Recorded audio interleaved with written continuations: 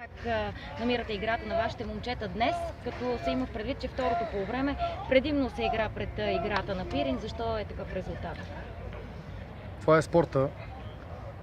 Аз съм изключително доволен от представянето на момчетата, раздаваха се до край.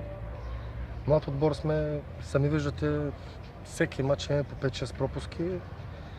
Хубаво е, че създаваме положение, но сега малко трябва повече работа, малко по-голямо търпение. Мисля, че нещата ще се оправят. Важно е, че играят красив футбол и играят със сърце. Това е. Данчо, остава с впечатлението, че бяхме измамени с този гол. Описате как видите това положение при фала. Значи, Ники Йорданов, това е бригада международна. Първият момент, може би, е стара мрежата, топката влезна и така скъса мрежата. Защото все пак преди това се проверяват мрежите, но човека каза, че е гол. Нямаме претенции. Абсолютно страхотно изпълнение. Евала на Самокишев, както се казва. Това е.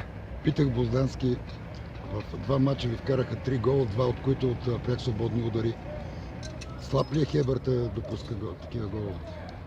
Ако е и Наваз в момента да беше на вратата от Реал Мадрид, тая няма вадене.